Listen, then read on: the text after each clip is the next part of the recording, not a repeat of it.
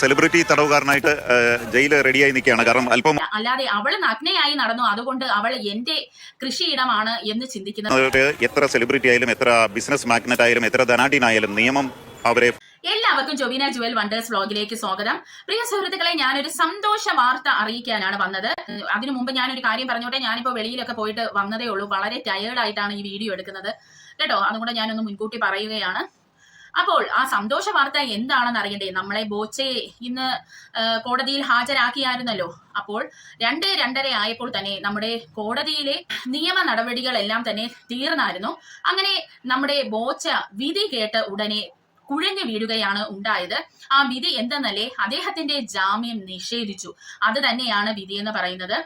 അത് മാത്രമല്ല, അദ്ദേഹത്തിനെ 14 ദിവസത്തേക്ക് റിമാൻഡ് ചെയ്യുകയും ചെയ്തു. അതേ പ്രിയ സുഹൃത്തുക്കളെ, ഈ കുഴഞ്ഞു വീണ ഉടനെ തന്നെ ഇദ്ദേഹത്തിനെ അടുത്തുള്ള ഒരു ഗവൺമെന്റ് ഹോസ്പിറ്റലിലോട്ട് കൊണ്ടുപോവുകയും അവിടെ വെച്ച് അദ്ദേഹത്തിന്റെ പരിശോധനകൾ എല്ലാം നടത്തുകയും ചെയ്തു കേട്ടോ. ഒറ്റയാളായിട്ട് പോരാടിയ നമ്മുടെ ഹണി റോസ് ഇവിടെ വിജയിച്ചിരിക്കുകയാണ് പ്രിയ സുഹൃത്തുക്കളെ. ഇതൊരു വലിയ വിജയമാണ് സ്ത്രീകളെ വെച്ച് നോക്കുമ്പോഴേക്കും. അതായത് ഇയാളെ പോലെ വലിയ പണവും പത്രാസുമുള്ള ഒരുത്തനെ പിടിച്ച് ഇങ്ങനെ അകത്തിടുമെന്നും അദ്ദേഹത്തിന് ജാമ്യം നിഷേധിക്കുമെന്നും ഒന്നും ഒരിക്കലും സ്വപ്നത്തിൽ പോലും ഞാൻ പേഴ്സണലി വിചാരിച്ചിട്ടുണ്ടായിരുന്നില്ല. ഞാൻ വിചാരിച്ചു അഡ്വക്കേറ്റ് രാമൻ പിള്ള, അതായത് നമ്മുടെ ദിലീപിന്റെ വക്കീല് ആണ് ബോച്ചയുടെ കാര്യം നോക്കിയതെന്നാണ് എനിക്ക് അറിയാൻ സാധിച്ചത്. അപ്പോൾ ആ ഒരു വക്കീലിന്റെ കാര്യം അറിയാമല്ലോ, ആരെയും പുറത്തെടുത്തോണ്ട് വരുന്ന ഒരു വക്കീലാണ്. അപ്പോ ഉറപ്പായിട്ടും ഇദ്ദേഹത്തിന് ജാമ്യം കിട്ടുമെന്ന് തന്നെയാണ് പ്രതീക്ഷിച്ചത്. ബോച്ചെ ആ ഒരു നിഗളിപ്പൊക്കെ കാണിച്ച് അങ്ങോട്ട് പോലീസ് ജീപ്പിലൊക്കെ ഇരുന്നപ്പോഴേ ബോച്ചയ്ക്ക് അറിയാം ഞാൻ ഇപ്പോൾ തന്നെ ഇറങ്ങി വരുമെന്ന്. പക്ഷെ അതിനെ എല്ലാം തന്നെ പ്രിയ സുഹൃത്തുക്കളെ തകിടം മറിച്ചുകൊണ്ടാണ് നമ്മുടെ ബോച്ച ദേ ജാമ്യം നിഷേധിച്ചിരിക്കുന്നത് കേട്ടോ. അത് മാത്രമല്ല പ്രിയ സുഹൃത്തുക്കളെ, അദ്ദേഹത്തിനെ കാക്കനാടുള്ള ജില്ലാ ജയിലിലാണ് കൊണ്ട് ചെല്ലുന്നത് കേട്ടോ. അപ്പോൾ അദ്ദേഹത്തിന് ഇന്ന് സുഖമായി ഇനി ഒരു 14 ദിവസം സുഖമായി അതിനകത്ത് കിടന്ന് ഉറങ്ങാം. അപ്പോൾ ഈ ഉറങ്ങുന്ന സമയത്ത് അദ്ദേഹം പഴയ കാര്യങ്ങളൊക്കെ ഒന്ന് ചിന്തിച്ചാൽ വളരെയധികം കൊള്ളാമായിരുന്നു കേട്ടോ. മഹാഭാരതത്തിലെ കുന്തിദേവിയായിട്ടാണ് നമ്മുടെ ഹണി റോസിനെ പറഞ്ഞത്. പിന്നെ പറയുന്ന കേട്ടോ, ഏതോ ഒരു സീരിയൽ നടിയാണെന്ന് നമ്മുടെ ഒന്നിനും കൊള്ളൂലാത്ത രാഹുൽ ഈശ്വർ വന്നിരുന്ന് പറയുന്നുണ്ടായിരുന്നു കേട്ടോ. എന്തായിരുന്നാലും അതിനൊക്കെ ഒരു വ്യക്തത എന്തായിരുന്നാലും ഈ 14 ദിവസം ജയിലിനകത്ത് കിടക്കുമ്പോൾ ഇദ്ദേഹത്തിന് ഓർക്കാൻ ഇഷ്ടം പോലെ കാര്യങ്ങൾ കാണും. ചുറ്റിനും ആരുമില്ല, മാനത്തോട്ട് നോക്കി കിടന്ന് നല്ല അന്തസ്സോടെ ആലോചിക്കാം, ഞാൻ ഇങ്ങനെയൊക്കെ പറഞ്ഞിട്ടുണ്ടോ ഇല്ലയോ, അതേ ഈ സോഷ്യൽ മീഡിയയിലുള്ളവരെ ഇതൊക്കെ വളച്ചൊടിച്ച് എടുത്തതാണോ എന്നൊക്കെ ബോച്ചോയ്ക്ക് ഇനിയിപ്പോ സമാധാനമായി ഇരുന്ന് ആലോചിക്കാനുള്ള സമയം കിട്ടുമെന്ന് തന്നെ നമുക്ക് പ്രതീക്ഷിക്കാം.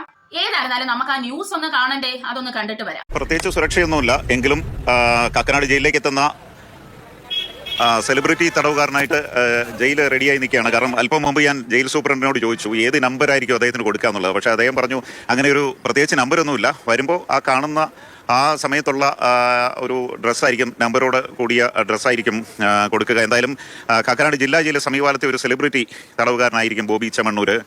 ഞാൻ ആലോചിക്കായിരുന്നു, ഇന്നലെ നമ്മൾ ഈ കൊച്ചി DCP അന്വേഷണത്തിന് നേതൃത്വം കൊടുക്കുന്ന DCP അശ്വതി ജിജിയോട് ഇത് സംബന്ധിച്ച ഈ കേസിന്റെ കാര്യങ്ങൾ ചോദിച്ചപ്പോൾ അവർ പറഞ്ഞത് ഈ കേസ് ഇത്തരത്തിൽ സൈബർ കുറ്റകൃത്യങ്ങൾ ചെയ്യുന്നവർക്കുള്ളൊരു പാഠമായിരിക്കും എന്ന് അവർ പറഞ്ഞു. എന്തായാലും ആ നിലപാട്, കൊച്ചി പോലീസിന്റെ നിലപാടിൽ ഒരു വിജയമാണ് ഇന്നത്തെ കോടതി വിധി എന്ന് തന്നെ പറയാം. കാരണം അഡ്വക്കേറ്റ് ബി രാമൻപിള്ള പല്ലും നഖവും ഉപയോഗിച്ചുകൊണ്ട് ബോച്ചയ്ക്ക് വേണ്ടി രംഗത്തിറങ്ങിയെങ്കിലും പോലീസിന്റെ നിലപാട് കോടതി അംഗീകരിച്ചു.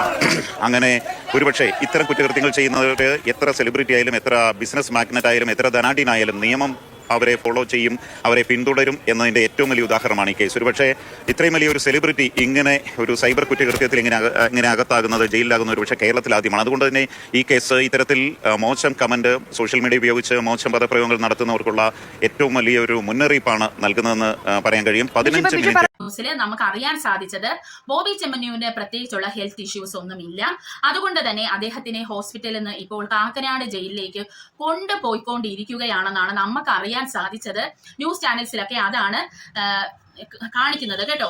അപ്പോൾ ഈ ഒളിഞ്ഞും തെളിഞ്ഞും ഇരുന്ന് സ്ത്രീകളെ ഇങ്ങനെ വായി തോന്നിയ കോതയ്ക്ക് പാട്ടെന്ന് പറയുന്ന ഈ അമ്മാവന്മാർക്കും ചെറുപ്പക്കാർക്കും ആണുങ്ങൾക്കും എല്ലാവർക്കും ഇതൊരു പാഠമായിരിക്കണം. പിന്നെ സ്ത്രീകളും ഉണ്ട് കേട്ടോ, ഒട്ടും തന്നെ കുറവല്ല. ചില സ്ത്രീകളെ തന്നെ വളരെ മോശമായിട്ടാണ്, അവർക്കും കൂടി ഒക്കെ ഉള്ള ഒരു പാഠമാണ് ഇതെന്ന് പറയുന്നത്. നിങ്ങൾ ആണുങ്ങൾ ഒരു കാര്യം ഒന്ന് ചിന്തിച്ചു കൊള്ളണം പ്രിയ സഹോദരങ്ങളെ. ഒരു സ്ത്രീ വേശ്യയാണെങ്കിലും അവളുടെ സമ്മതമില്ലാതെ നമുക്ക് ഒരിക്കലും അവളെ തൊടാൻ പറ്റത്തില്ല. അതുപോലെ തന്നെ ഒരു സ്ത്രീ നഗ്നയായി നടന്നാലും അവളുടെ സമ്മതമില്ലാതെ അവളെ പോയി തൊടാൻ പറ്റത്തില്ല. അല്ലാതെ അവൾ നഗ്നയായി നടന്നു അതുകൊണ്ട് അവൾ എന്റെ കൃഷിയിടമാണ് എന്ന് ചിന്തിക്കുന്നത് ഒട്ടും ശരിയല്ല. ആ ഒരു തിരിച്ചറിവ് നിങ്ങൾക്ക് എല്ലാവർക്കും വേണം. ആണായാലും പെണ്ണായാലും അവർക്ക് ഇഷ്ടപ്പെട്ട ഡ്രസ്സാണ് അവർ ഇടേണ്ടത്, അല്ലാതെ നിങ്ങളുടെയൊക്കെ കണ്ണിന് കുളിർമ കിട്ടുന്ന ഡ്രസ്സുകളല്ല. ഒരു പക്ഷേ പണ്ട് മുതലേ ആണുങ്ങൾ ചെസ്റ്റ് ഒക്കെ മറച്ചാണ് നടന്നിരുന്നതെങ്കിൽ ഇന്നത്തെ സമയത്ത് ആണുങ്ങളും ഇതൊക്കെ ഫേസ് ചെയ്യേണ്ടി വന്നനെ പ്രിയ സുഹൃത്തുക്കളെ. അത് മാത്രമല്ല, ഹെലൻ ഓഫ് സ്പാർട്ടനെയും നിങ്ങൾ എല്ലാവരും അറിഞ്ഞു കാണും. ആ ഒരു കുട്ടിയെയും ഒരു 4 വർഷം മുമ്പ് ഇദ്ദേഹം ഒന്ന് കിട്ടാൻ ശ്രമിച്ച ഒരു വ്യക്തിയാണ്.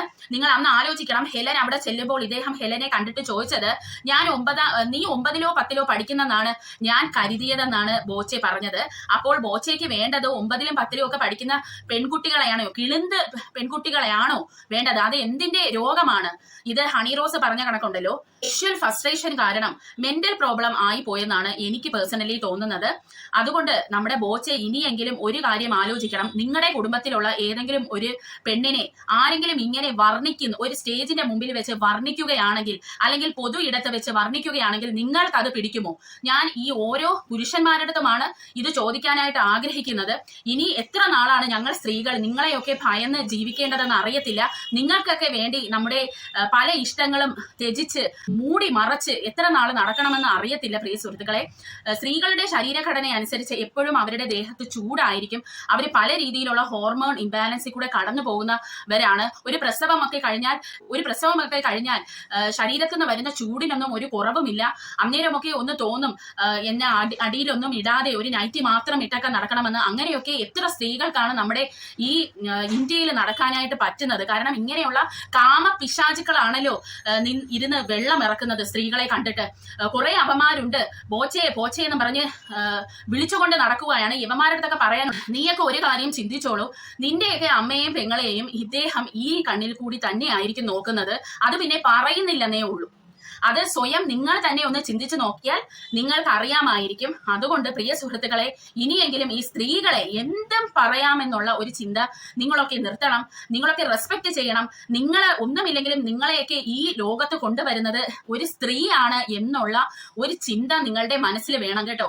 നീയൊക്കെ ഒരു വശത്ത് മറ്റൊരു സ്ത്രീയെ ഇങ്ങനെ കാമക്കണ്ണുകളുമായി നോക്കുമ്പോൾ മറുവശത്ത് നിന്റെയൊക്കെ അമ്മയും പെങ്ങന്മാരും കുട്ടികളും ഒക്കെ ഇതിന് വിധേയരായിക്കൊണ്ടിരിക്കുകയാണെന്ന് നീയൊക്കെ ഒന്ന് ചിന്തിക്കുന്നത് വളരെ നല്ലതായിരിക്കും. എന്തായിരുന്നാലും നാളെ ബോച്ചയുടെ ഈ ഒന്നിനും കൊള്ളാത്ത വക്കീല് ഇനി അടുത്ത ജാമ്യാപേക്ഷയുമായി പോകുന്നുണ്ട്. കിട്ടുമോ ഇല്ലയോ എന്നൊന്നും നമുക്കറിയില്ല പ്രിയ സുഹൃത്തുക്കളെ.